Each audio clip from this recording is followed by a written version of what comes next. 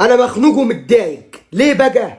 النهارده كنت في اسكندريه وحسن صاحبي شاف محل ستاربكس، يعني في بنات كتيره قاعده وبتاع، فقال له خش اطلب لنا قهوه منه. انا قلت له يا ابني لا، ده حرام، ده ما حدش يدخله. ليه بقى؟ لان انت عشان تدخل في ستاربكس لازم تبقى محضر ماجستير في طلب القهوه.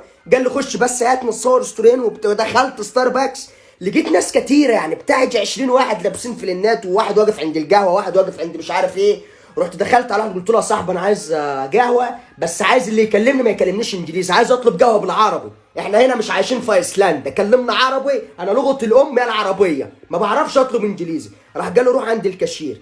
بصيت لقيت الواد الكاشير كده بيضحك وانا بكلمه، رحت للكاشير، دخلت على الواد الكاشير قلت له عايز قهوه. انا قلت له عايز قهوه كده، ولقيته ضحك، والناس ورا اما تضحك. فقال لي قهوه، فانا قلت له يا عم قهوه، قلت له قهوه يا برو. راح قال لي يا فندم، وقعد يقول لي على انواع قهوه اول مره اسمعها واشوفها في التاريخ، انا السوبريمو وشيموكاتو وسوبيكيتو.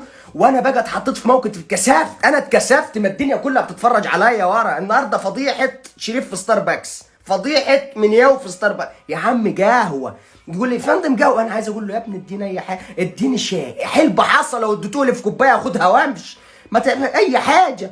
يقول لي قال لي، فالمهم قاعد يقول كلام كده لحد ما وصل عند المكه. انا شربت المكه قبل دفكه، فقلت له هات مكه، ويا ريتني ما قلتها. قاعد يقول لي سوبريمو سوبراموس دبل شوك دبل كيك دبل بوك دبل بيك. قلت له يا عم اي حاجه يا ابويا، اي حاجه يا برو مشيني يا برو. والواد قاعد اقول له يا برو ان يفهمني ويفهم ان انا مزنوق ويدينا اي حاجه. مش الواد ما عندوش احساس باين، ولا شاف بنات قاعده تبص وبتاع. قال لك انا اما امسك الواد ده اتريق عليه النهارده. قلت له طب يا عم ادينا اي حاجه. قال لي اي حاجه ازاي يا فندم، ما لازم تختار الفليفر ومش عارف ايه ومش عارف. قلت له يا عم ما تدخلنيش في تفاصيل، اديني قهوه مانو يا عم، خلينا مش اي حاجه يا عمي.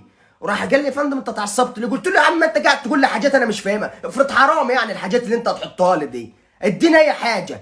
راح قال لي يا فندم طب انا برشح لك الفرابتشينو. قلت له هو ده تمام قوي.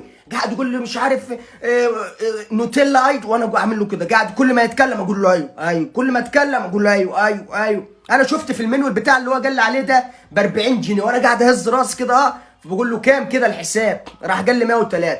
قلت له انت منين طب يا صاحبي؟ قال لي انا من الفيم. قلت له يعني انت اما تتغدى ده شيشه وجاي تتريق عليها وتتكلم اجنبي، اما تتغدى علف وجاي تعمل عليها بتاع.